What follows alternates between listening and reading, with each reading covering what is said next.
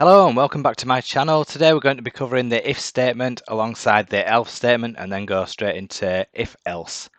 So what's an if statement? It's actually asking a question of a condition. So you're saying if this equals that, then do something like run a function or just display a line on screen or whatever you want to do. Straight away we can jump straight into a script. So what we've got on screen at the moment, we're assigning a variable, just a value of 6. We're asking the question, if 3 is equal to the value, which is set as 6, then right host, the value is 3. If the value isn't 3, then we'll just say that it's not 3. So we're saying if it's equal to that, then do that, else do something else. Simple as that. We'll put a breakpoint on so we can see what's going on. Press play. Setting the value to 6. Is it equal to 3? It's not 3, so we're displaying not 3. So if we put it to 3 and run it through again, then we can see the value is 3. Simple as that. So what we're going to do now is I'm going to block this code out. A good way of blocking code out is to use, you can either do it one line at a time, like so, or if you do the less than sign at the beginning of there, and when you want to end it, do hash and then the greater than sign, and that'll block it all off in one go.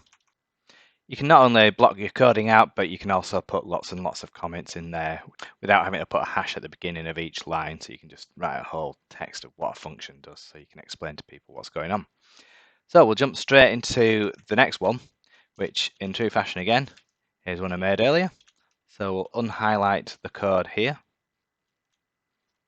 This time we're looking at the value first and seeing if it's equal to 3. If it is less than 3, in this case, then we're going to write the value it's less than 3. Else if, so instead of saying if this, if this, if this, we're going to say else if the value is greater than 3, then we'll write out it's greater than 3.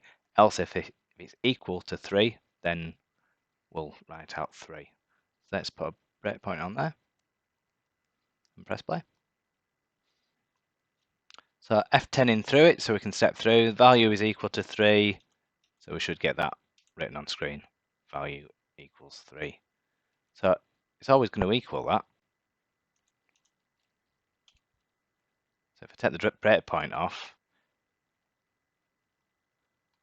it'll always equal 3, no matter what. So let's change the value. We can actually change it here, because it's still in memory, remember? So we'll say value equals 10. It's greater than 3. So we'll do value equals 2. Press play. It's less than 3. So you can change it, because it's still within memory. Or, even if you're halfway through, you've put a breakpoint on, and you wanted to test a value and thought, oh no, I want to change it, so I'll change it to 10. Then you can do that halfway through your code. So that's your if statements with else's. What I tend to do as well at the end of an else is line it up and put a little comment on the end. So you can say that's the else if. So this part of the script, we're clearing the host again, keeping it nice and tidy as usual, and we're looking at the value this time, so the opposite way around, and we're saying that if the value is less than 3, then we're going to write out to the screen less than 3, else if the value is greater than 3, we're going to write out greater than 3 to the screen, else if the value is equal to 3, we'll write out it's equal to 3. So you use else if to shorten your statement. You can do if this, then that, else, all that lot, but you can just condense it down and say if the value equals this, else if it equals this, else if it equals that. So we'll put a breakpoint on there and step it through. So I'm pressing F10, remember, to step through. What's the value equal? It's equal to 3. So we're just going to put that on screen. It equals 3. So if I run this through every time, it's going to equal 3 because it's just going to equal 3 because we've not changed it. But what we can do is we can change it at any point on here because it's still in memory. We can say value equals 10. So if we run that through again, see the value equals 10. And this time it's greater than 3. You Change the value to equal 2. Run it through again. It's less than 3. So you can change the value as long as you're within here, and even when you've got a breakpoint on there, you can change the value.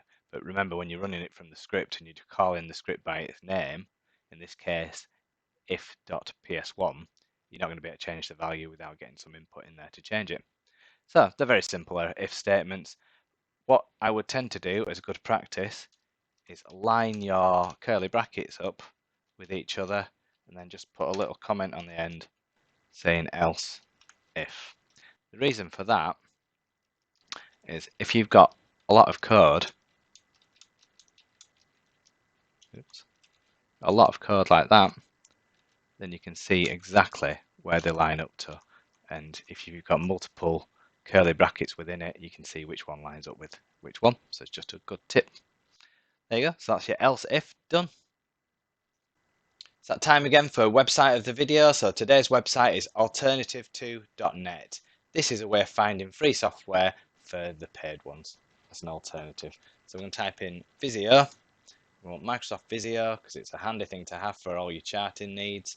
We're going to find alternatives to that, and there's 110. Let's see, Lucid Chart, diagrams.net, so you can just pick one of those and start using those. Another handy one to have is Word. Let's have a look what we've got for Microsoft Word as the equivalent to. And we've got lots of different ones. LibreOffice, heard of that one. But there's probably lots more that you can use. Google Docs. So there you go. Nice handy little website for you. See you next time. Bye.